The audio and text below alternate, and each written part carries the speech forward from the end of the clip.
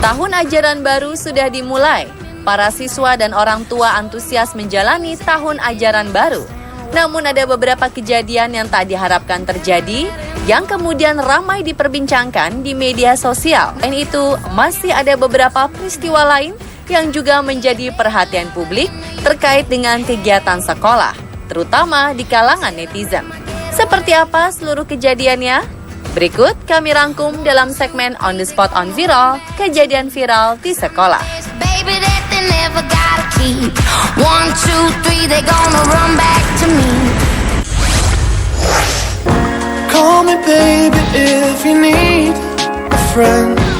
Momen masuk hari pertama sekolah pasti sudah ditunggu-tunggu oleh semua pelajar di Indonesia.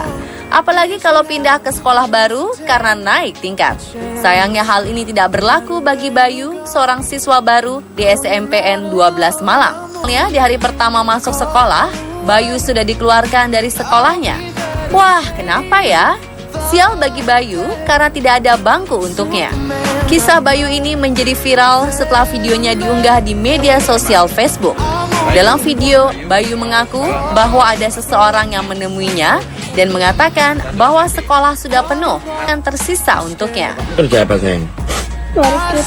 Markir. Dilansir dari laman Tribun News, kursi yang seharusnya menjadi milik Bayu sudah diberikan kepada siswa lain yang berkebutuhan khusus. Video ini mendapat tanggapan dari pihak sekolah. Kepala sekolah menyatakan bahwa ada kesalahpahaman yang terjadi mengenai bangku tersebut.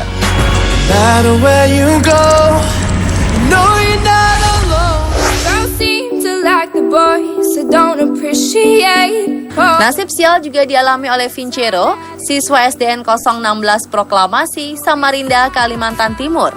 Ia terancam tidak dapat bersekolah lantaran orang tuanya meminta rincian biaya yang harus dikeluarkan sebesar Rp830.000. Bagi David dan Marwah, uang sebanyak ini sangat besar.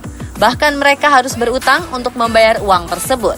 Setelah dibayarkan, pihak sekolah hanya memberikan selembar kwitansi tanpa rincian yang jelas. Kecewa dengan pihak sekolah, orang tua Vincero melaporkan kejadian ini ke Dinas Pendidikan setempat. Setelah mendapatkan solusi atas masalah ini, Kepala Sekolah SDN 016 Proklamasi malah menyalahkan orang tua Vincero yang melaporkan kepada Dinas Pendidikan. Menurut Kepala Sekolah, Dinas Pendidikan tidak mempunyai hak untuk mengatur apa yang terjadi di sekolah yang ia pimpin. Marwah membagikan kisahnya dalam laman Facebook Bubuhan Samarinda. Postingannya ini viral dan mendapat respon dari netizen.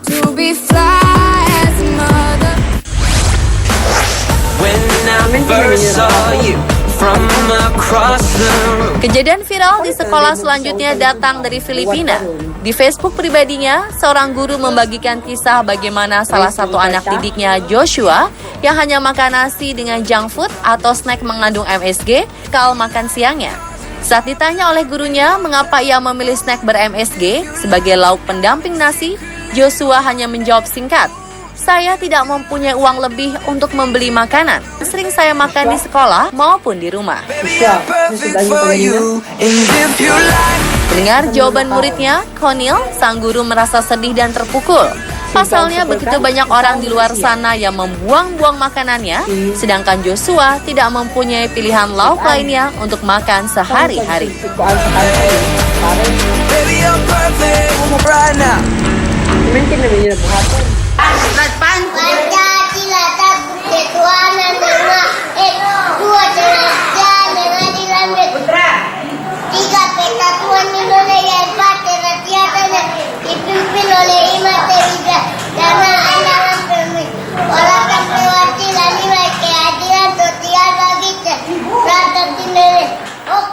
Video seorang anak kelas 1 SD Intrasila Maluku melafalkan Pancasila dan teks proklamasi menjadi viral.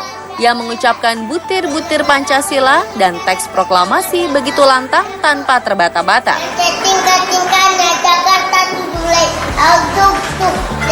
Sebuah prestasi yang amat sangat dibanggakan. Mengingat di luar sana masih banyak orang yang mungkin tidak bisa menyuarakan Pancasila dengan lantang dan beberapa masih menjelek-jelekan Pancasila. Video viral ini pertama kali diunggah oleh akun Facebook IR Hatala.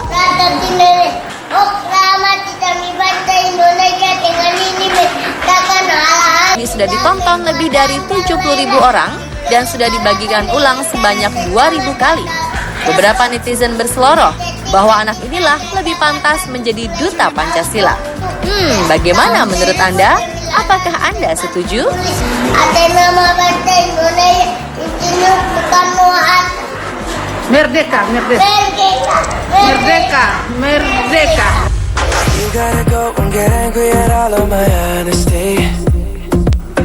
Biaya pendidikan yang setiap tahun semakin tinggi menjadi tantangan tersendiri bagi mereka yang kurang beruntung dalam hal finansial. Segala upaya dilakukan untuk tetap menempuh pendidikan wajib 12 tahun, seperti yang dilakukan oleh siswa baru MAN 1 Magelang ini. Ia membayar biaya sekolah dengan uang receh. Pakai uang receh? Siswa bernama Eka ini menjawab bahwa ia mempunyai keinginan untuk sekolah tanpa membebani orang tuanya. Oleh karena itu, ia mengaku sudah menabung sejak duduk di bangku kelas 6 SD. Demi impiannya ini, Eka rela tidak jajan. Bahkan untuk menghemat ongkos, ia mengayuh sepeda ontel sepanjang 15 km agar bisa sampai ke sekolah. Kisah viral ini dibagikan oleh akun Facebook Yuni Rusmi 80 likes, serta sudah dibagikan kembali oleh lebih dari 21.000 kali. Banyak netizen yang mendoakan kesuksesan pelajar bernama lengkap Eka Duta Prasetya ini.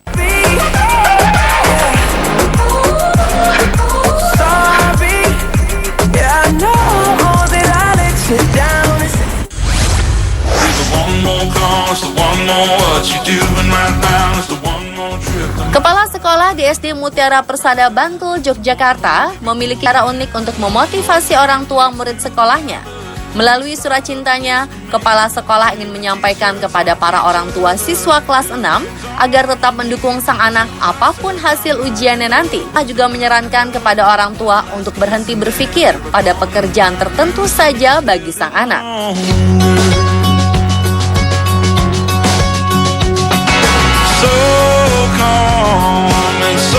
Salah satu orang tua yang mendapat surat motivasi pemberian surat cinta ini adalah dalam rangka sekolah memotivasi orang tua agar menerima apapun hasil ujian sang anak nanti.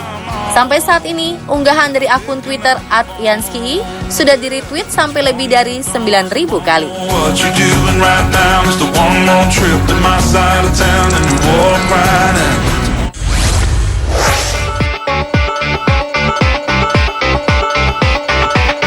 Menyambut euforia tahun ajaran baru tidak hanya dirasakan oleh para siswa dan siswinya saja loh pemirsa. Ternyata para orang tua juga tidak mau kalah. Bahkan terhitung, sejak seminggu sebelum tanggal masuk yang ditentukan, para orang tua sudah berebut untuk meletakkan tas anak mereka di meja paling depan. Seperti inilah penampakannya. Orang tua para siswa masih menganut prinsip bahwa tempat dudukmu menentukan prestasimu. Padahal nanti ketika sudah mulai sekolah, bangku ini akan diatur oleh wali kelasnya. Unggahan yang diposting di Facebook pada 12 Juli 2017 ini sudah dibagikan ulang lebih dari 20.000 kali dan mendapat. Dan pemirsa, itulah segmen On The Spot on Viral, kejadian viral di sekolah.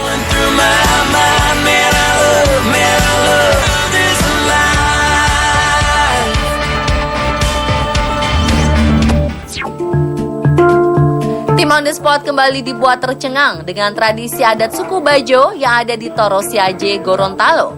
Mulai dari pengobatan tradisional hingga ritual pembuatan bendera bate yang melibatkan roh dan para makhluk penunggu di laut. Lalu, dari manakah sebenarnya asal-muasal mereka?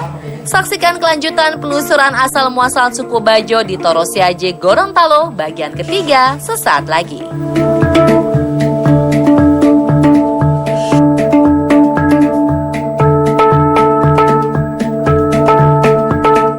Ternyata yang dijebak bukan anaknya, Daud yang Habis putus tahun, gue jadian lagi sama Wanda.